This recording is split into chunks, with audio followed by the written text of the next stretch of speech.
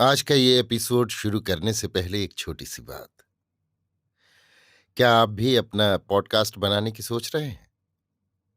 तो anchor try कीजिए। ये पॉडकास्ट बनाने का सबसे आसान तरीका है। नंबर 1, ये फ्री है। नंबर 2, इसमें कई सारे ऐसे टूल्स हैं जो आपको अपने फ़ोन और कंप्यूटर पर रिकॉर्ड और एडिट करने की फैसिलिटी देते हैं। नंबर 3, आप अपने पॉडकास्ट को डिस्ट्रीब्यूट भी कर सकते हैं, जिससे इसे स्पॉटिफाई और दूसरे प्लेटफॉर्म पर सुना जा सके। तो डाउनलोड कीजिए फ्री एंकर ऐप या विजिट कीजिए anchor.fm पर अपना पॉडकास्ट स्टार्ट करने के लिए। ये तो थी एक छोटी सी जानकारी, और अब शुरू करते हैं एपिसोड का सिलसिला।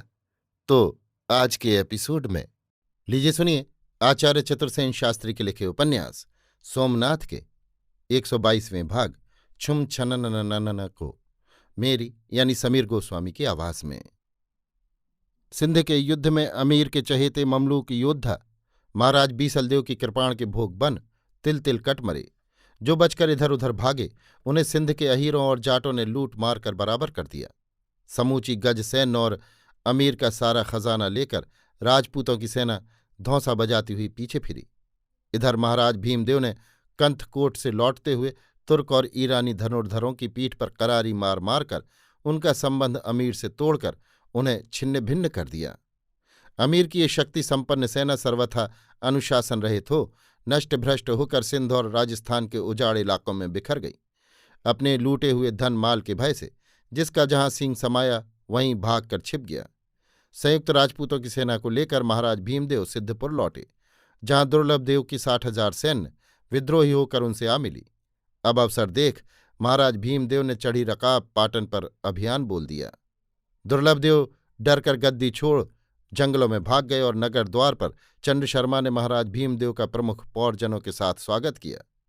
राज गजराज पर महाराज भीमदेव की सवारी अनहिल्लपट्टन के बाजारों में निकली। गुजरात के इस तरुण त्राता के यशाहपूत दर्शन करने को समस्त गुजरात के प्राण ही पाटन में आ जुटे। पाटन का राजमार्ग फूलों से और बहुमूल स्वर्ण खचित पाटंबरों से सजाया गया था। घर घर आनंद की बधाइयां बज रही थीं। नृत्य गान पान गोष्ठी का आयोजन हो रहा था। कंथकोट की दुर्लभ रणस्थली में जिन योद्धाओं ने शौर्य प्रकट किया था उनका विविध प्रकार के दान मान से पौरगण सत्कार कर रहे थे। जगह जगह अमल कुसुम घोला जा रहा था। पुरवासी स्त्रियां घर घर मंगल गान कर रही थीं। आनंद वाद्यों से कानों के पर्दे फटे जाते थे। गवाक्षों और बाजारों से सुहागनें और वधुएं खील पुष्प बरसा रही थीं। महाराज भीमदेव का गजराज सुमेरु पर्वत की भांति सिर से नख तक स्वर्ण जटित मखमली झूल से सुसज्जित था। वो अंबारी जिसमें गुर्जरेश्वर परम माहेश्वर परम परमेश्वर श्री भीमदेव विराजमान थे, उसका स्वर्ण कलश सूर्य के समान प्रभात की धूप में चमक रहा था। सवारी के आगे नगर कुमारिकाएं गरबा नृत्य करती जा रही थीं। सुनहरी चूड़ियों से सज्जित राजगज के दंत पर एक चंदन की चौकी रखी थी। चौकी पर राजनर्तकी नृत्य कर रही थी। गजराज ऊंची सूढ़ उठाए जैसे गुजरात के नए राजा का अभिनंदन करता चल रहा था। ये गजदंत पर का अद्भुत नृत्य देखकर लोग आश्चर्य और आनंद से विवल हो रहे थे। जैसे वायु में चरणाघात हो इस प्रकार नर्तकी के चरण तैर रहे थे। गुप्तवासिनी विप्र लंबा चौला देवी अपने अछूते नवल प्रेम की अजस्त्र धाराओं को अपने नन्हे से कोमल हृदय में छिपाए चंद्र शर्मा के घर के झरोखे से लाज आनंद और उल्लास नेत्रों में भरे अपने अधीर प्राणों को धड़कते हृदय में यत्न से रोक ये महोत्सव देख रही थी।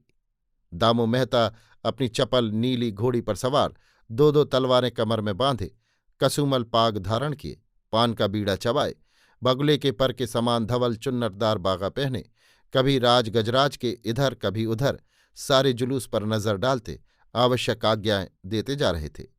राजगजराज के पीछे एक सुनहरी हौदे में ब्राह्मण राजबंधु चंड शर्मा और भस्मांक देव बैठे बढ़ रहे थे।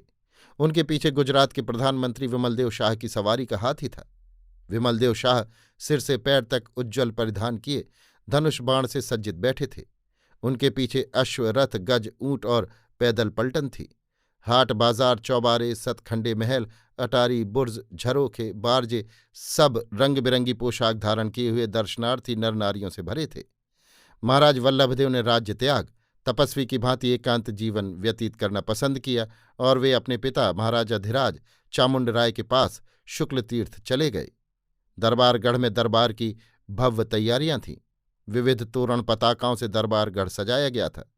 सब राजा महाराजा, गिरासिए, जागीरदार, ठाकुर भायात उपस्थित थे। यथाविधि राजतिलक संपन्न हुआ। बंदीजनों ने पहले पाटन का कीर्तिगान किया। राजपुरोहित ने सप्ततीर्थों का जल राजा के मस्तक पर सिंचन कर तिलक किया और घोषणा की, महाराजाधिराज परमेश्वर परम भट्टारक उमापति श्री सोमदेव वरलब्ध प्रसाद प्रौढ़ प्रताप बालार्क अट्टव पराभू शत्रुगण श्री श्री श्री भीमदेव गुर्जरेश्वर का जय जयकार हो। जय जयकार की प्रचंड गर्जना से सभा मंडप गूंज उठा। फिर चारणों और भाटों ने महाराज की बिरद बखानी। महाराज ने उन्हें सिरोपाव, इनाम, इकराम, जागीर बख्शीश दी। फिर भायातों ने भेंट दी। इसके बाद जागीरदार, गिरासिए, राजा महाराजाओं की बारी आई। महाराज भीमदेव ने युद्ध में काम आए योद्धाओं के उत्तराधिकारियों और परिजनों को नई जागीरें बख्शी। वीरों को दान मान खिताब से संपन्न किया। फिर ब्राह्मणों और धर्म संस्थाओं को दान की घोषणाएं हुईं। इसके बाद गुर्जरेश्वर श्री भीमदेव ने खड़े होकर सबको धन्यवाद दिया, आभार माना और धर्म की शपथ ली। प्रजा की सुख, शांति और समृद्धि की कामना की। चंद्र शर्मा और भस्मांक देव को राज्य बंधु की उपाधि दी गई। विमल देव शाह राज्य के प्रधानमंत्री और दामोदर मेहता प्रमुख संधि वैग्रहिक आमात्य घोषित किए। अंत में नाच रंग की महफिल जमी और राजनर्तकी के चरणाघात सजे घुंघरू बज उठे। छुम छननननन। अभी आप सुन रहे थे आचार्य चतुर्सेन शास्त्री के लिखे उपन्यास सोमनाथ के 122वें भाग छुम छनननन को मेरी यानी समीर गोस्वामी की आवाज में।